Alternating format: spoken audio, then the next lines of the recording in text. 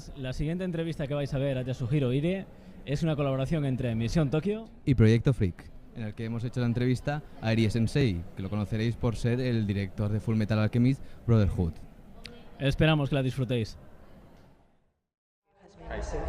So the first question is, for you, what is the most complicated or difficult thing of your job, and what do you like most?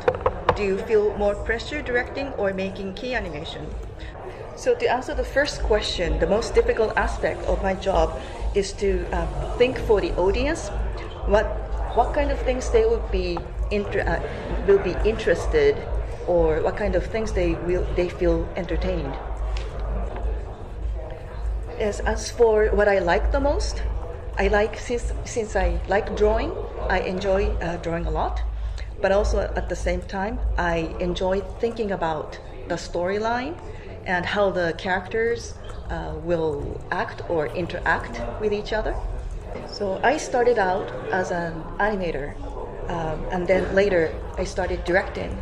And for now, I enjoy, or I am more interested in directing. As for which I feel more pressure about, I can say that I feel different pressures for each. And for being the director, I am in charge. I'm responsible for everything, for overall. So I feel pressure about doing a good job about everything. As for being an animator, I work based on the instructions from the director. So it is I feel pressured to be able to respond, to do a good job about what's being instructed to me. Second question, could you tell us any funny story that happened during one of your projects? There was one time that I was drawing storyboard and I was listening to soundtrack of the music for the animation. However, those were not yet confirmed or fixed. Confirmed. It was not yet decided whether to really use them or not. And there is a process called dubbing in the production of anime production. Dubbing means you have to match music to a certain scene of the animation. But at the time I was not able to find the right music for the scene. But when I tried the music from the soundtrack I was listening to, that was not yet decided, it matched perfectly. It fitted just perfectly to the scene. So normally when you're storyboarding, you would not really think about music. But it just so turned out that the music was in synchronization with the animation perfectly. So I felt that was kind of strange, but very interesting. Third question, the anime Fullmetal Alchemist received some hard reviews from fans. Later on, Fullmetal Alchemist Brotherhood was created and was more loved by fans. You directed Brotherhood. How difficult was it to direct the anime after the bad reviews of the first version? What's your opinion of each version? First of all, let me just say this. I have no feeling of the first series being criticized or having bad reviews. So in any animation work, you get criticism and you get good reviews. So it's exactly the same case with the first Fullmetal Alchemist. It's got good reviews and bad reviews, and it's the same for Brotherhood as well. The second series that I directed, it's also got good reviews and bad reviews. It made no difference to me. It didn't affect me in any ways in the way I make it of producing the animation. To me, actually, the first series had the storyline had the characters going through really difficult and cruel situations, and that was much more cruel than the original manga that was based on.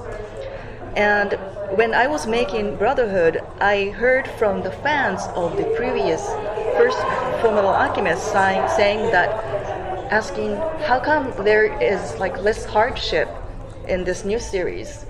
It's not as tragic, it's not as cruel as the first one, and they were preferring what was more like very severe situation, was like very hurting feelings, and some of them said they prefer that kind of feeling. And I think it's just a destiny. It's just a destiny for any kind of work you do. Okay, to the next question. At this moment, your main goal is the creation of Halloween pajama. Lots of people don't know that you started a crowdfunding project at Kickstarter. Would you tell us in detail what is Halloween pajama about and your current situation of Kickstarter?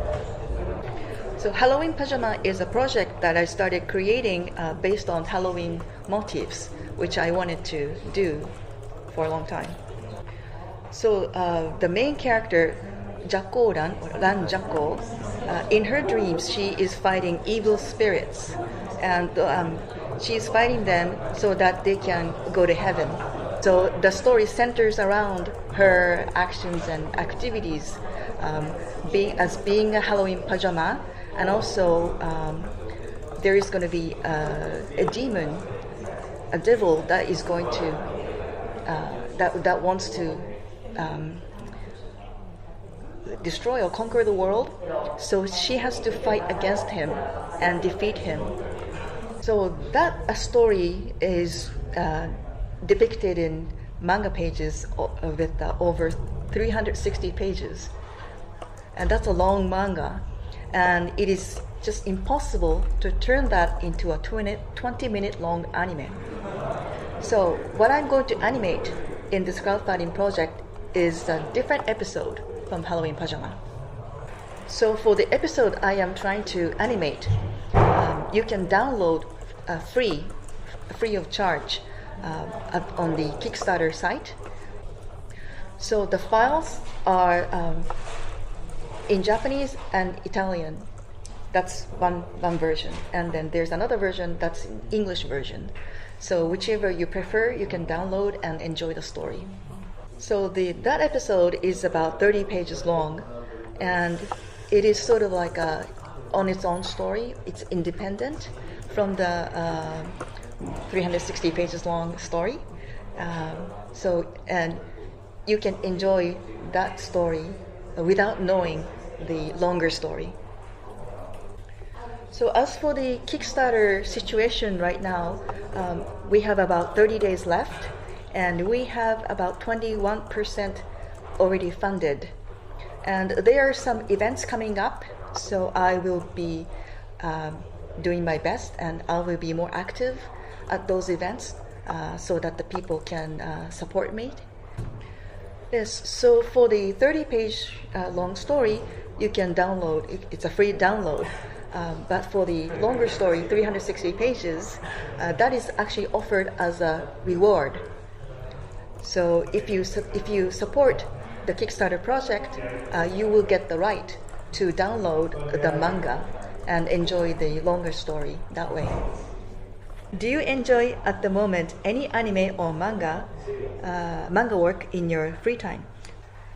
So right now there is a manga series called Hibiki, serialized in Big Comic Superior, and it's about a high school girl who wants to be a novelist. And the magazine is coming out bi-weekly, so every other week I'm looking forward to reading the new episode. As for anime, I don't have much time actually to watch much anime, but I have helped work with a Fate Apocalypse. Apocrypha. Sorry. So I enjoyed watching that, and there was another series that one of my friends made, and that already ended the broadcasting, but it's called Princess Principal. Okay, the next question: did you have time to visit any part of Barcelona? What was your first impression when you arrived at the event? Since I've arrived in Barcelona, I've just been coming to this event venue every day. So I'm just spending most of my days here. And so I haven't seen much of sightseeing of the city yet. But on Monday, I will have more time to do so. So I'm planning to go around the city and see the city more. As for the impression of the event, I see that a lot of people come here. And I also think it's a great thing that you see school kids from like elementary school, school children to older people, like maybe their grandfathers or grandmothers. They're all here, and I think it's such a great thing.